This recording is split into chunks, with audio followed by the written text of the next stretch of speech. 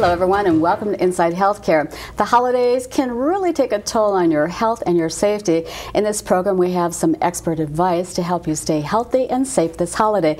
We begin with Dr. Rob Anderson with Urgency Room. Thank you for coming back and joining us again. You always have great information for our viewers. So what are some of the dangers of the holidays? And I think we don't even think of, we all tend to eat too much during the holidays and too much of the bad food sometimes, too much salt and sugar and stuff.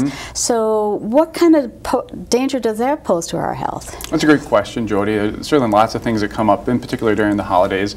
First thing you mentioned is the food that we are eating. A lot of people are going to family gatherings or going out to eat where we actually don't have as much control over the food. If we're preparing our own food, we maybe put a little bit of salt in, but if you're going out to a restaurant or going to a family gathering, you don't know how much salt has gotten into that food.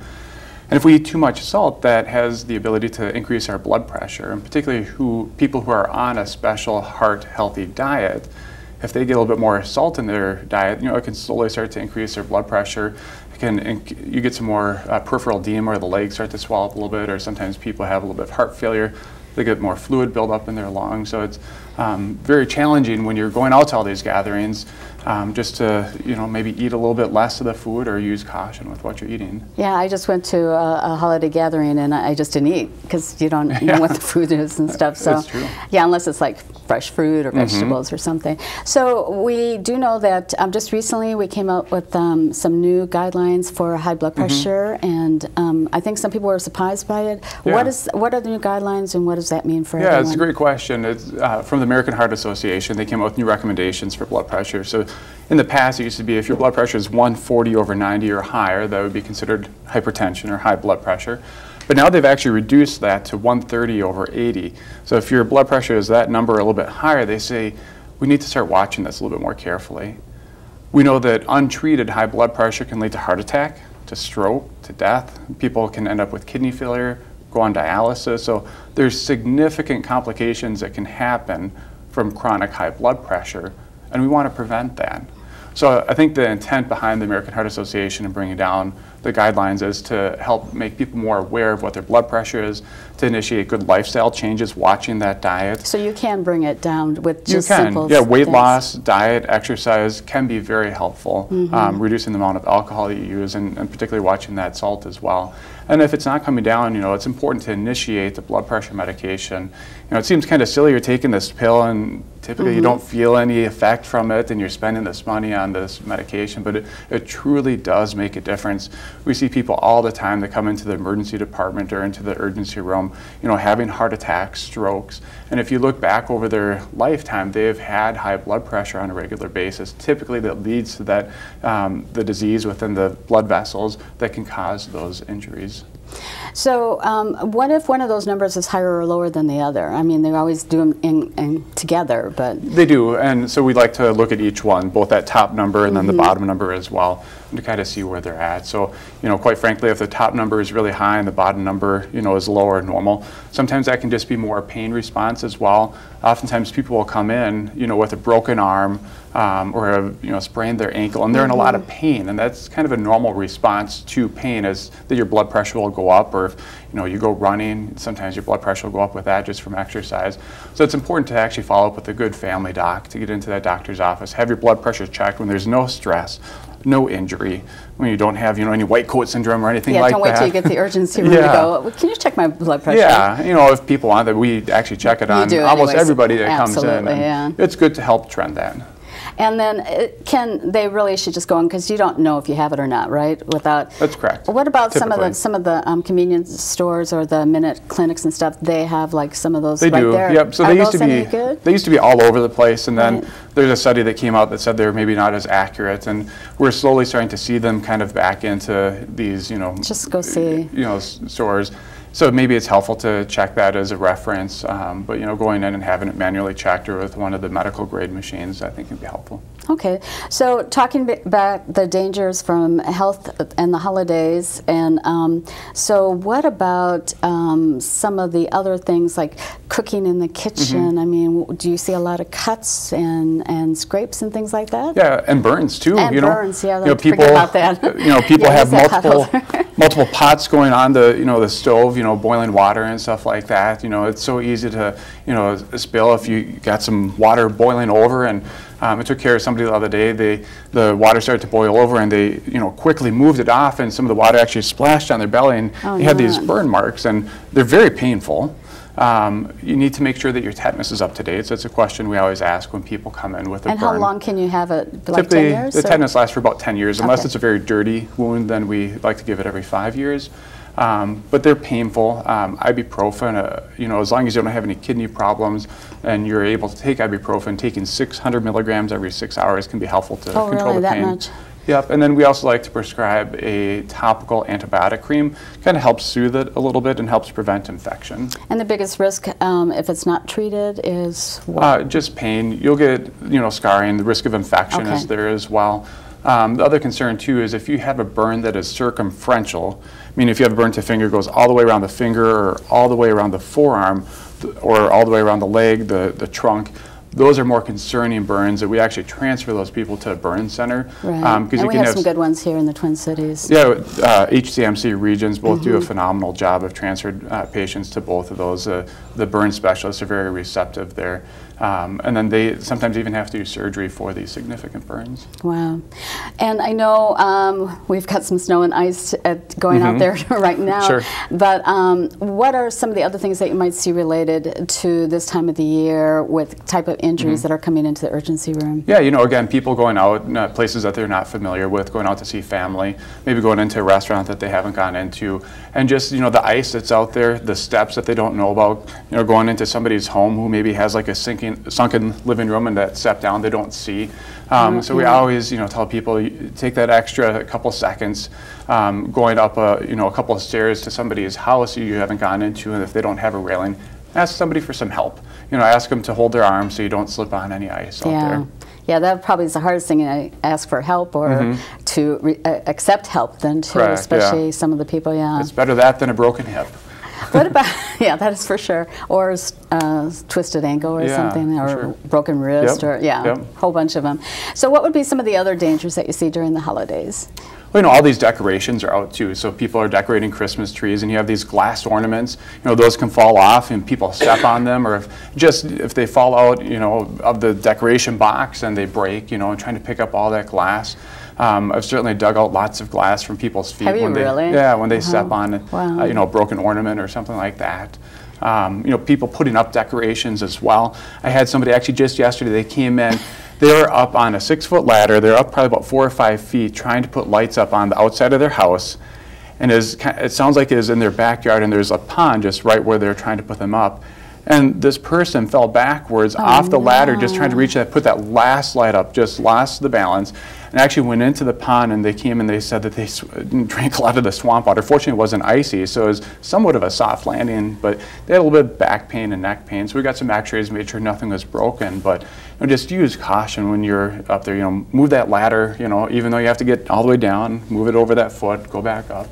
And just use some caution when decorating like that. Yeah, I've told my husband no more climbing on a ladder to put decorations up. I mean, it's not Sometimes worth it. It's not worth it. Yep. To get hurt. Yep. So, other concerns that you see in the urgency room? Yeah, there's poinsettia, holly, mistletoe. Sometimes kids will see the berries on holly and want to eat them. And poinsettia plants as well. Back in 1919, there was concern that poinsettia plants can kill you if you eat them. Really? There is a documented study that was out there, something published in the paper, but it was a misnomer. And it turned out to not be true. And it's since been studied extensively, and we found that poinsettia plants, it won't kill you, but they certainly will cause GI upset, so nausea, vomiting, diarrhea. We see this, commonly people are, kids who get into, eating some holly berries or poinsettia or mistletoe. There have actually been a few case reports of death from people taking one of these and making some tea out of it. Oh. So don't do that. Okay. Buy store-bought normal tea. I hadn't even heard that. Yeah. But that's the only reported cases of death from that. Also, back in the day, people would put tinsel all up, and tinsel used to actually be silver. So there have been some case reports of death from people eating too much silver, the tinsel, and then they changed it to aluminum, and they found that was catching on fire all the time. So now all the tinsel is just plastic and really is not much of a hazard other than perhaps an airway, choking hazard or something like that. I know also too, I love having scented candles around, but that can also pose a risk, especially maybe someone who has a compromised lungs and things like that. Yeah, I mean, people who have significant sensitivities, really bad asthma. Sometimes different sprays and stuff like that can irritate that. But, with the candles, I always worry about the house fires, Absolutely. That's so tragic when that happens, especially at this time of year. Yeah. So, final tips and advice for our viewers. Well, enjoy Christmas, enjoy Hanukkah, enjoy that time with the family. Go out there, be careful with what you eat. Try not to eat too much of the salty food. Watch the alcohol consumption as well. Please be safe, and don't drive if you've had anything to drink. And just enjoy the holidays, a time with the family. Happy Hanukkah and a Merry Christmas, everybody. And if they have an emergency, we'd be happy to see them at the urgency room. Yes. We're in Woodbury, Vadnais, and Eagan. We're open from 8 a.m. to 10 p.m. every day of the week, including Christmas. And we'd be there to handle any concerns people have. Well, Dr. Rob Anderson, always a pleasure to have you with us. Thank you, Jodi. Great advice, great advice. So we're going to take a short break. When we come back, important information on preventing identity theft. So stay with us.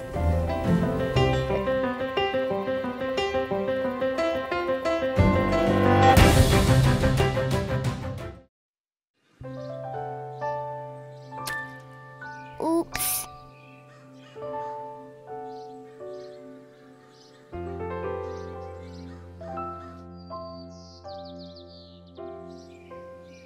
Uh-oh.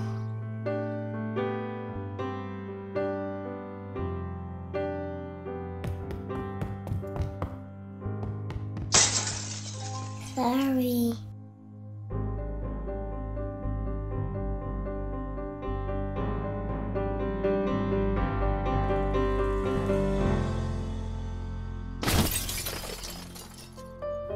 Get on top of it before they do. Every 24 minutes, tipped furniture or a falling TV sends an injured child to the emergency room. Preventing tip-over incidents is easy, inexpensive, and only takes 5 minutes. Learn how to secure your furniture and TVs to protect children at anchorit.gov. My name is Blake. I received a heart transplant when I was 2 weeks old. I play defense for the Red Hot Tornadoes. The best part about playing soccer is that I get to run around and have fun. Just because I had a heart transplant, I don't expect people to take it easy on me. I can still do anything they can do. Sometimes my heart starts pounding faster and faster as I go. I know I have someone else's heart inside me. It makes me feel happy because someone was generous enough to give me a second chance to live. I feel like it's my responsibility to live each day to the fullest. And the thing I look forward to the most is having my own family. This gift of life was made possible by an organ donor. Imagine what you could make possible. Learn more and sign up as an organ, eye, and tissue donor. Go to organdonor.gov.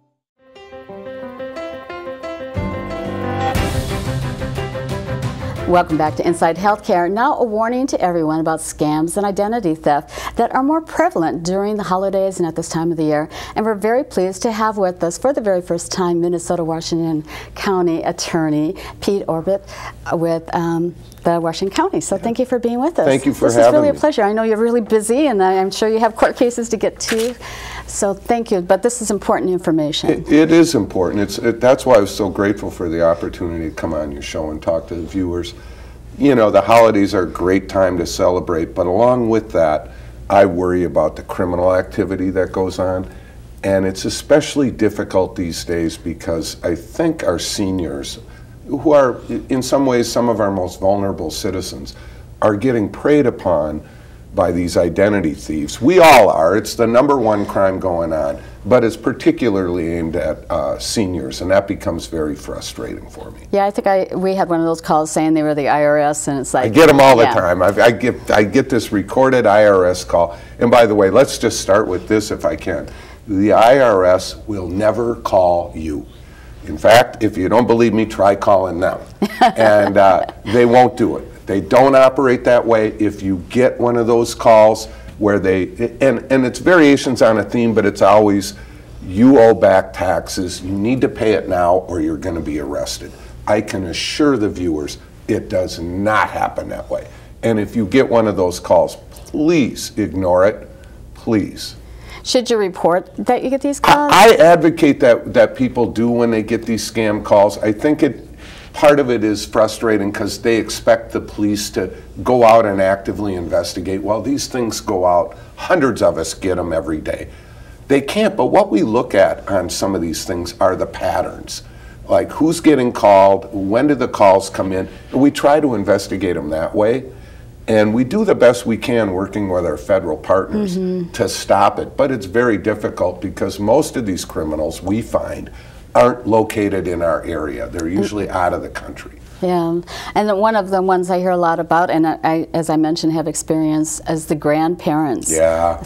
Theft. What is that all about? Well, it's variations on a theme. When we talk about telephone, we talk about we get a lot of fraudsters on the phone, and part of that problem is seniors were raised to be very polite on the phone.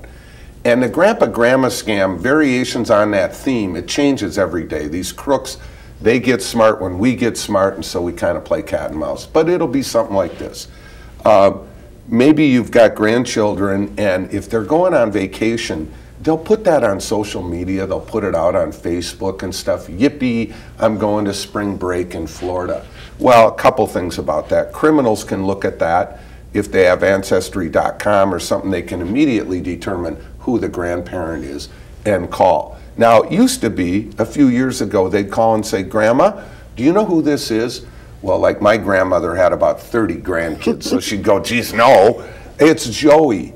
Oh, Joey. And they'd say something like, look, I called you because I'm too embarrassed to call my mom and dad. Oh, Can this be our secret? And as a grandparent, you go, oh, this is wonderful. And so they say, look, I got in a bit of trouble down in Florida. And Grandma goes, well, I knew he was going there. So they think it's legitimate, right? And I need a couple of $1,000. Oh, I'll send it to you right away. Invariably, it's a scam. Now, let's switch it up a little. The crook knows that the grandson went to, say, Broward County, Florida. Now they'll call and go, are you Mrs. Jones? Yes. Did you know that your grandson is in jail? I'm with the jail administrator. Oh my gosh, he told me to call you to get $2,000 bail. Well, what did he do? Well, he was just out on the beach and the police came and did a big sweep. So he's not in big trouble, but he needs $2,000 to get out of jail. Everybody runs down to send a money order. And you know what? It's not true. Same thing with, you'll get an email from one of your close friends. Oh my gosh, I'm in London and I've been a victim of a pickpocketing. I've gotten those, I'm sure you have too. Yeah. Can you please send me $1,000? They took my passport and wallet. I would say this, 99.99% of the time it's nonsense. It just is. Somebody hacked into your friend's email, got all their friend contacts, and send those out. When it comes to a call about a loved one being in a hospital or a jail or some kind of urgent need to send money, I want people to stop and think and go, if it's the Broward County Sheriff, why don't I hang up, not return the number they gave me, but look up the number and call it myself. Then when you do, you find out, no, your grandson isn't hurt, isn't in the hospital, isn't in jail.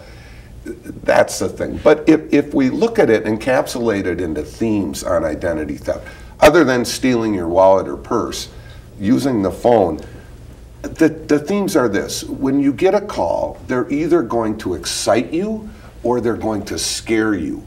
And if they do either one, we have a tendency to quit thinking rationally. We get really excited. Oh my gosh, you've just won a prize. Now, first of all, you can't win unless you play, and you probably haven't played. But nonetheless, they'll say, you know, we just need a small amount of money to process the prize. You know, TV, a cruise, they don't work that way. But people get so anxious and so excited, they think, well, I'll give you $50 to process my prize. Well, it's not true. Or they scare us with something happened to our loved one, something, you know. And then when they scare us, we quit thinking too. Another scam that you'll get on the emails, it looks like Wells Fargo or US Bank, it looks like it. And they'll send you something and they'll say, by the way, we've uncovered fraud on your account. And of course you go, oh my gosh, Pete was talking about that. And they say, now I need to verify your account. And so we jump on our keyboard and type in our account number. We just gave it to a crook because it's a fake website. Those phishing sites you have to be very careful of online. These days, you really do have to be careful. Look at the address up on the top bar. Does that look like Wells Fargo? It probably won't be. Or US Bank, or even Amazon. You'll get a thing saying, we've uncovered fraud, please verify your account number, and you just can't type quick enough. I can assure the viewers it doesn't work that way. Sometimes you'll find out your bank account's been frozen. And that'll require you to call Wells Fargo or US Bank, and that's a good thing. I just had that happen to me. If they uncover I think that is a good thing, yeah. It is. And I appreciate that. It's like this. I'll be, say I'll go to Caribou Coffee at 8 o'clock last night and I have a cup of coffee. But at 9 o'clock, they see that I'm buying, say, a small item, a pack of smokes or something in Atlanta. Well, they know right away to freeze it because they go, that couldn't happen. Right. And they've got algorithms that do that. That's a good thing. Then you call and you get your card restored or get a new one because you have been compromised. Any advice that you would give to someone that might be watching this about for their elderly parents or relatives? What would you tell them? Couple things. One, talk to your parents. A lot of times they've been defrauded and they're too embarrassed to tell us. They're afraid, oh, now my son's going to put me in an assisted living or something, and they don't want to tell us. Yeah. But yeah, we have to talk to our parents. We have to teach them that phone etiquette today is different than it was when we were kids, that you have the right to hang the phone up. Don't rely on caller ID, that can get spoofed too. But the rule of thumb I give to folks is never give out personal information over the telephone to someone who's called you because you don't know who they are. Let's go over that again. Someone calls me, regardless of who they say they are, and they want me to either verify an account or they want my social security number. Remember, the social security number's the best step toward faking your identity or mine. If they can get my social security number, they can become me financially. So they'll call and they'll trick us into it. They'll say they're from Medicare and they want to verify the Medicare number. Well, your Medicare number is your social number. Things like that. So my rule of thumb to seniors and other folks is never give out personal information over the phone to someone who's called you. And if in fact they need to verify, nobody ever needs your entire social security number, your entire Usually they just ask for the last just four. the last four. But the rule of thumb is never give that out and you'll be safe.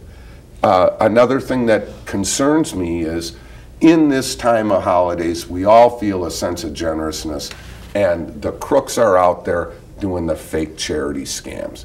How do we deal with that? How do I know what's fake and what's real? A couple of ways to do it, but let's go back to our rule of thumb. I get a call from someone claiming they're either with injured troops or firefighters or police, somewhere along that, something we all care about, police and veterans and that, and they say they need some money. My rule of thumb is send it to me in writing so I can review your charity. They don't want to do that. They want to go, well, no, we can do it right now. It'll be easy. Just give me your credit card number. Rule of thumb, I won't give personal information out over the phone. Please send it to me in writing so I can review it. And let's say they do. Is it still legitimate? You can go on the Attorney General of Minnesota's website, just put Attorney General Charities, and there's a list. Oh, that's good news. There's a Yeah, list of great. legitimate charities that go play by the rules. They'll have the percentage of money they raise goes to administration and what goes to the charity itself. That's important to know. That is important to know because you want your money to be going to help whatever the cause or the individual is. Yeah. You want to know your dollar's going to where you want it to go. And it's very, very difficult now because so many people are impersonating charities that sound like stuff we support, like Disabled American Vets. They'll be disabled veterans of something, and you got to be careful. Let's go back to our rule of thumb. I never give out my personal information to someone who's called me. And if they call about a charity, send it to me in writing. If they call and say a loved one is somewhere stranded, I look for an independent way to verify that. But be very cautious. Now, one more thing. We're out shopping And one of the biggest crimes going on today that I need to tell our viewers about is mail theft and package theft. Oh, no. And we'll find criminals following UPS trucks down the street stealing packages. What a way to ruin our holidays. Wow, even here in Washington County. It's Ramsey common County. everywhere, and when we get these thieves, they got the back of their car filled with packages and mail. So all I say about that is, look around your neighborhood. If you see a car that just seems to be moping around, pay attention, try to get a plate, and call it in. If you see something, say something. The cops aren't going to get mad at you. If you say there's been a car kind of cruising the neighborhood or following the mail truck, that's something that, it's one of the few ways we catch people, is when neighbors call us. And it's that important. It is nice to look out for your neighbors. Yeah, you got to watch the mail theft, watch the package theft. When you're out shopping, be careful. What about advice when you're out shopping, too? Well, park in a well-lighted part of the parking lot. If you're buying gifts and you want to bring them out to the car and then go back in, keep them hidden. Takes very little to smash a window and go in. Never, ever leave your wallet, backpack, purse, or any of that unattended. Mm-hmm. You have so much of your identity in there, and once they steal it, they become us, and they ring up charges galore. And then you have a hard time reestablishing that you've been a victim of fraud with the credit reporting agencies and others. My office, we do a big business of identity theft, and so we can help with victims that have been defrauded when we go through the I was going to say, so if someone suspects that they've been a victim of any one of these frauds or scams, please call law enforcement. If we can't help you individually, then maybe collectively we can. In other words, if somebody stole your mail, well, not much the cops can do. But if they stole yours and mine and others, now they know, they see the pattern, they know when they're doing it, and we can set up and try to catch And it's so sad, too, especially during this time of the year. Well, that's just it. It'll dampen your holiday spirit so well. You know, if you find out you've been defrauded, or you've had your gifts stolen, or your wallet or purse, it's just bad. And the best place to call would be what? The 911? Yep. Or really, a 911? 911. No longer do they have the non-emergency numbers. Let dispatch sort that out. They'll send you to the police agency to make a report. If you don't make a report, it didn't happen. And if it didn't happen, nothing will change. So I really urge people to make the report, even though we might not be able to help you individually. Maybe down the road we can keep it from happening. Final comments for our viewers? Like the previous doctor you had on, be careful about imbibing alcohol over the holidays. That's a very big thing, and people get hurt every year driving. And I just caution our viewers, take it easy this holiday, be vigilant, love your kids, and have a wonderful, safe holiday. Well, it's been a pleasure to have you with us. Thank you very much. Great advice, really and we'll have to have you appreciate come it. back. Oh, thank you. I'd love it. All right, thanks so Pete. much. And we'd like to thank you for joining us. We hope you'll join us next time on Inside Healthcare. See you then, everyone.